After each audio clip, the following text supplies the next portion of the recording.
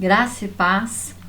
Hoje nós vamos falar de um episódio que aconteceu com Paulo e Silas, que está aqui no livro de Atos, capítulo 16, que fala assim, Atos 16, eu vou ler do verso 16 até o 26. Fala assim, aconteceu que indo nós à oração, nos ao encontro uma jovem que tinha espírito de adivinhação, a qual adivinhando dava grande lucro aos seus senhores. Esta, seguindo a Paulo e a nós, clamava dizendo, estes homens que nos anunciam o caminho da salvação são servos do Deus Altíssimo. Isto fez ela por muitos dias. Mas Paulo, perturbado, voltou-se e disse ao Espírito, em nome de Jesus Cristo te mando que saias dela. E na mesma hora saiu. E vendo seus senhores que a esperança do seu lucro estava perdido, prenderam Paulo e Silas e os levaram à praça dos magistrados. E apresentando-os aos magistrados, disseram, este homem, sendo judeus, perturbaram a nossa cidade e nos expõem costumes que não nos é lícito receber nem praticar, visto que somos romanos. Vamos parar por aqui por enquanto, daqui a pouco a gente continua lendo. O que aconteceu? Paulo estava na cidade de Filipos e eles iam orar perto de um rio, à beira de um rio, e ali havia uma mulher, uma escrava, que ela era escrava 2 vezes. Ela era escrava porque ela tinha os seus senhores, Fala que ela era vendo os seus senhores, que a esperança do seu lucro, ou seja, era uma mulher que era escrava, não só escrava dos seus senhores, mas também escrava do diabo, porque ela estava, possuída por um espírito de adivinhação. E o interessante é que ela segue Paulo e Silas falando, estes são servos do Deus Altíssimo, a eles ouvir. E o diabo na boca dela, ele não falou mentira, ele falou verdade. E ela o seguia, talvez, esse demônio, ele não fugiu de Paulo, nem de Silas, ele foi ao encontro deles. Interessante, que esse demônio, então, agora ele fica ali, e ele não falou nenhuma mentira. Mas qual era a intenção? A intenção desse diabo? A intenção, irmãos, de Satanás, muitas das vezes, é dar honra para o homem. Aqui ele estava dizendo algo verdadeiro e algo que talvez pudesse, trazer sobre Paulo e Silas um ego.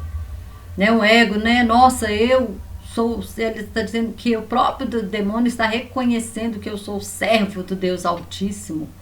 Era um elogio. Era algo que podia trazer sobre eles, assim, vamos se dizer assim, uma glória, uma glória que é de Deus. A glória pertence ao Senhor. A honra pertence ao Senhor. Nós somos apenas servos. Somos apenas servos. Mas por que ele... Só Paulo fala que Paulo se perturbou com isso. Fala que isso aconteceu por muito dia, mas Paulo ficou perturbado com aquilo. Não fala que Silas ficou perturbado. Paulo ficou perturbado. Porque talvez esse fosse talvez um ponto fraco de Paulo. Porque quando nós vemos Paulo falando lá em Corinto, que Deus colocou nele um espinho na carne.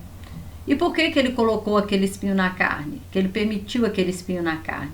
Para que ele não se ensoberbecesse diante das grandes revelações que ele tinha tido. Então Paulo, talvez... ele fosse uma pessoa que gostasse de se exaltar. E por isso, ele tinha aquele espinho na carne, para lembrar ele quem ele era. Para lembrar sempre, olha, você é simplesmente servo do Deus Altíssimo. Você não é o Deus Altíssimo. E naquela hora, talvez o diabo quisesse mexer com o ego de Paulo. Com o ego de Paulo, dizendo, olha, você... É o cara, você é o suprassumo, você é tal. E nós temos que ter muito cuidado com os elogios. Nós temos que ter cuidado. Porque tem elogios que é para nos destruir. Tem elogios que é para nós acharmos que nós somos aquilo que nós não somos. Diante de Deus nós não somos nada. Nós não podemos nada. Jesus fala lá em João 15:5, sem mim nada podeis fazer. Ou seja, nós somos totalmente dependentes de Deus e do Espírito Santo. Davi fala assim, se não fosse o Senhor, se não fosse o Senhor. Bastariam ele tirar o nosso fôlego de vida, o nosso oxigênio por alguns minutos e nós estaríamos mortos. Não é mesmo? Então nós não somos nada. Nós não podemos acrescentar um dia de vida na nossa vida. Nós não podemos acrescentar 1 centímetro na nossa altura. Nós não podemos nada disso. Mas aquele demônio, né, ele começou, ele veio, né, com essa artimanha. E fala que ele andava atrás deles ali. E que os seus senhores ganhavam dinheiro com essa mulher possuída por esse demônio. Porque ele ficava fazendo ali adivinhações. E aí Paulo, ele teve uma coisa. Porque o demônio falou mentira. Ele falou algo que era verdade.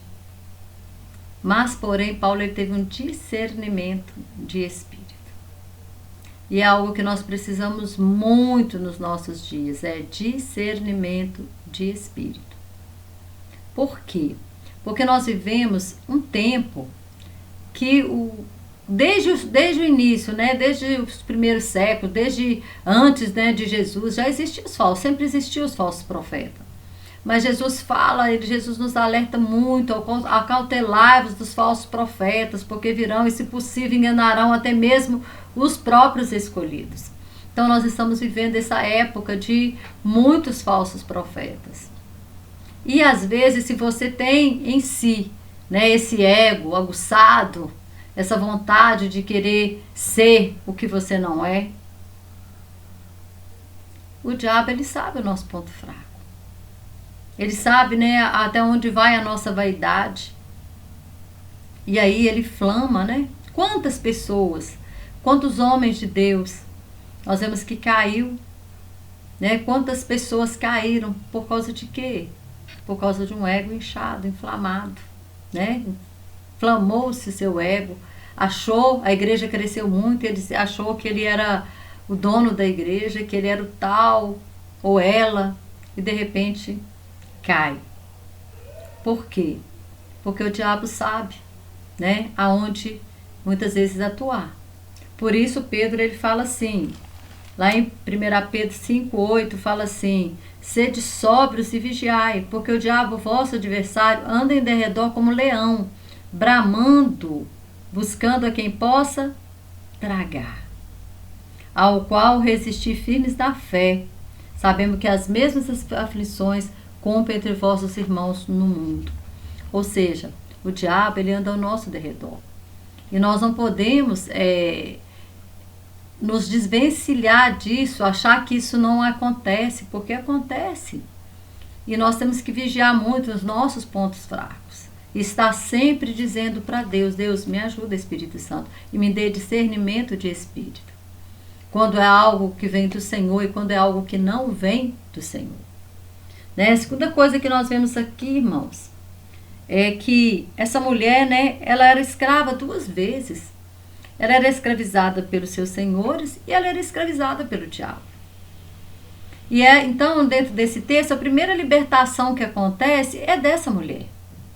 Às vezes a gente lê esses textos aqui, a gente fala tanto, né, da conversão do carcereiro, da salvação dele e da sua casa, mas tem muita salvação aqui dentro desse texto. E a primeira que acontece é a libertação dessa mulher. E aí o que acontece? Quando eles ficam ali irritados, né, por causa que agora eles não iam poder usar mais aquela mulher, porque o espírito de adivinhação ele tinha saído. Segunda coisa que nós temos que aprender aqui também é pedir a Deus o dom de discernimento e usar a autoridade que Deus nos deu para enfrentar, para dizer para Satanás: arreda-te de mim, Satanás. Nós vemos lá em Mateus 16 que Pedro faz uma declaração maravilhosa, falando que Jesus era o Cristo, Filho do Deus vivo. Em Mateus 16, né, ele fala isso. Lá no 23, quando Jesus fala da sua morte, ele fala para Jesus assim: faça isso não, Senhor, tem misericórdia de ti. Aí Jesus fala: arreda-te, Satanás. Pedro estava possuído por um demônio? Acredito que não. Mas ele ouviu a voz do diabo ali, a sugestão de Satanás. Não, não faça tal coisa consigo mesmo. Para que você vai fazer isso? Por que você vai sofrer naquela cruz? E aí Jesus teve o discernimento, como Paulo aqui também tem o discernimento, que não era aquela pessoa que estava falando, que não era Pedro que estava falando, e aqui que não era aquela mulher, aquela escrava também que estava dizendo, mas era um espírito maligno. E aí os seus senhores ficam muito nervosos, né? Poxa, nós deixamos de ganhar dinheiro, nós vamos perdendo nossa fonte de lucro. E foram, né, até os magistrados ali, aqueles que eram responsáveis pela lei, e falaram que Paulo estava ensinando costume, que não era lícito para eles receber como os romanos. E aí a multidão levantou unida contra eles, e os magistrados rasgaram-lhe as vestes, mandaram açoitá-los com varas em praças públicas, porque os romanos, eles gostavam muito de impor castigos exemplares, castigos, né, que todo mundo via, para que ninguém se insurgisse contra o Império Romano. E isso, né, o Roma, ele conquistou, ele exerceu o seu domínio pela violência. Eles eram muito violentos. Você vê que a própria morte de Jesus, crucificação. Gente, olha que morte terrível. Então era esse tipo de morte que eles infligiam. Julgar as pessoas para serem devoradas pelos leões, fazer da pessoa tocha viva, né? Encher a pessoa ali de produto inflamável e colocar fogo. Eram coisas assim terríveis. Nós vemos, né, por exemplo, o cego Bartimeu. Bartimeu não é um nome, Bartimeu. Bar quer dizer filho, filho de Timeu. Bartimeu teve os 2 olhos vazados para servir de exemplo, porque o pai dele, Timeu, se revoltou contra o Império Romano. Ele era um oficial da guarda lá de Israel, e ele se levantou contra o Império Romano. O pai, o Timeu, foi crucificado, e os olhos do filho vazados, para que as pessoas, eles não mataram o filho, mas deixaram ele lá, para que todos que passassem na beira do caminho visse o que acontecia com aquele que se levantava contra Roma. Então eram coisas, eram castigos terríveis que se impunham naquela época.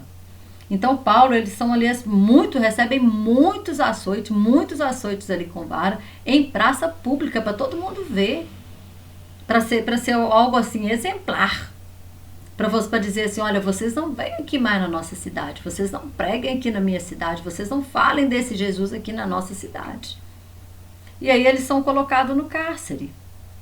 E a palavra de Deus fala aqui no verso 25 assim: perto da meia-noite, Paulo e Silas oravam e cantavam hinos a Deus, e os outros presos os escutavam. Gente, perto da meia-noite, os outros presos não fizeram nenhum motim, né? Porque meia-noite a pessoa quer dormir. Nossa, perto da meia-noite, esses homens cantando, né? Fala que eles estavam ali, oravam e cantavam hinos a Deus. Estava fazendo uma vigília, né? Meia-noite era uma vigília. E os presos ali, olha, ouvindo. E os presos escutando.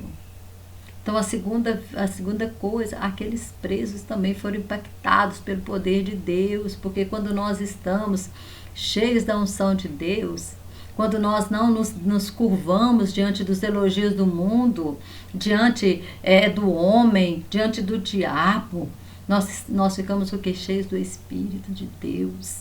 E eles cheios ali do Espírito de Deus, eles não paravam. Imagina, meia-noite orando, cantando. Certamente eles não deviam nem estar sentindo aquela dor ali, porque era tanto o poder de Deus ali, que os outros, que os presos, eles ficavam... Oh.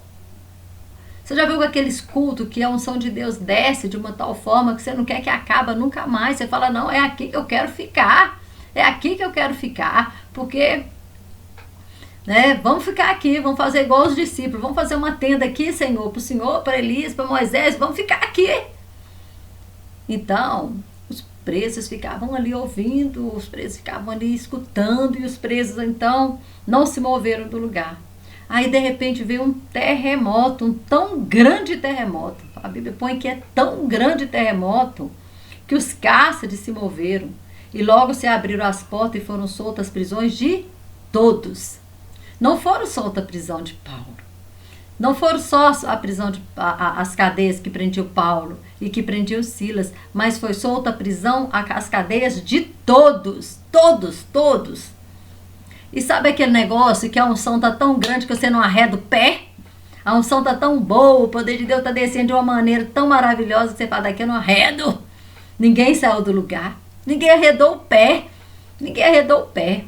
Eles tinham oportunidade de fugir, eles tinham oportunidade, talvez eles iam ser, né, mortos no outro dia, talvez eles iam ser apresentados no outro dia, sei lá, ia acontecer alguma coisa com eles, porque eu acabei de dizer que era um império violento, que eles davam castigos exemplares, coisas, só castigos terríveis.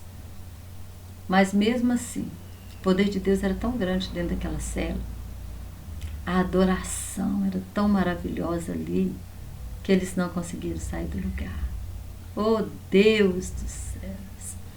Sabe que eu lembro da glória de Deus quando enche o tabernáculo, que eles não conseguiram nem ficar de pé, de tamanha glória de Deus. Imagina a glória de Deus dentro dessa cela. Imagina a glória de Deus ali. Ninguém saiu do lugar, ninguém conseguiu sair. Aqueles homens, eles foram impactados pelo poder de Deus. E eu creio que todos eles, né? Se no outro dia eles foram mortos felizes.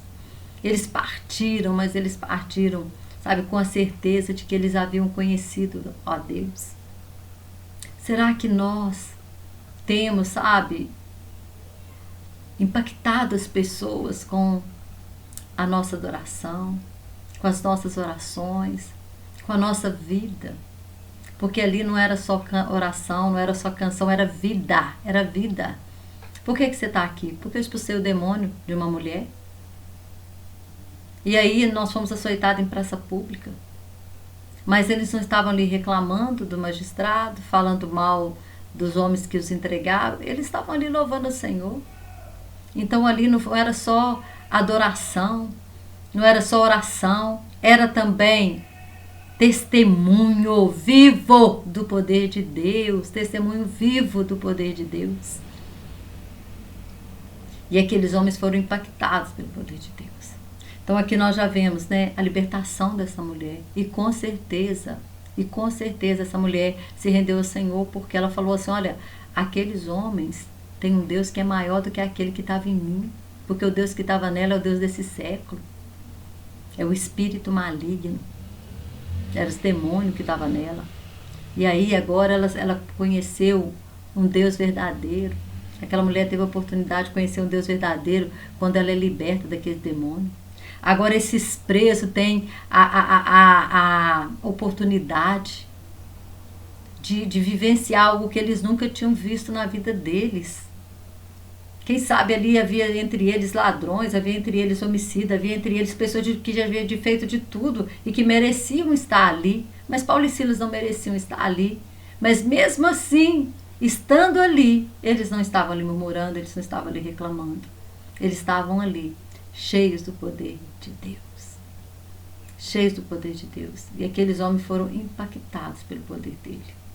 E através de tudo isso, eles não saíram da cela. Eles falaram, aconteça o que acontecer comigo, eu estou preparado. Porque hoje eu conheci o Deus verdadeiro. E aí, o que acontece? A palavra, né, que a mulher falou lá, esses são servos do Deus Altíssimo, o próprio diabo falou, a ele escutai. Esses homens escutaram. E agora o carcereiro vem, né, e queria se matar porque ele era responsável por aqueles presos.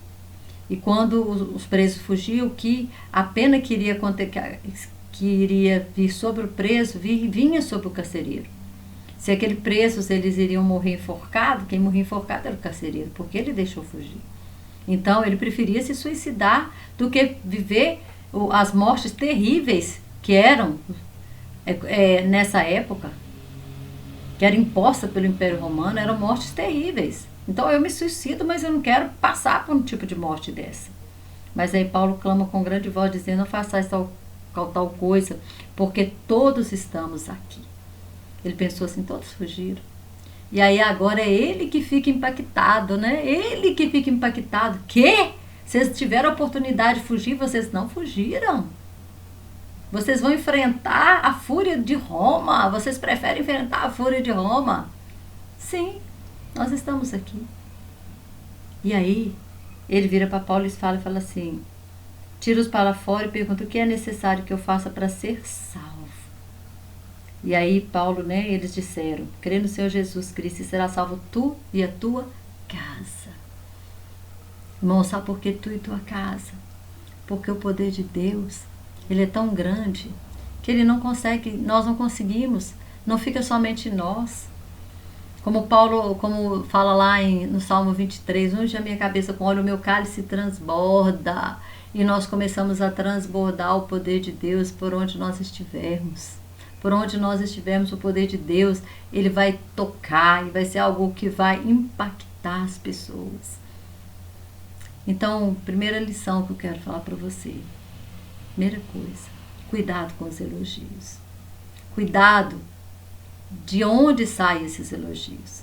Se está saindo da boca do homem, se está saindo da boca do diabo. De onde que está saindo esses elogios? São elogios que vão te edificar ou vão te destruir? Porque se for para amaciar o meu ego, se for para levantar o meu ego, ele vai me destruir. Porque nós não somos nada. Sem Deus nós não somos nada. E segunda coisa, peça a Deus discernimento de espírito.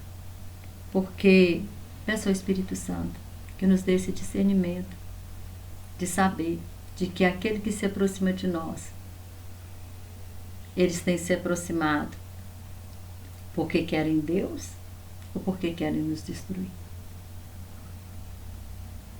Que nós possamos seguir o conselho de Pedro, ser sóbrios e vigilantes. Amém? Que Deus continue abençoando a sua vida poderosamente, em nome de Jesus.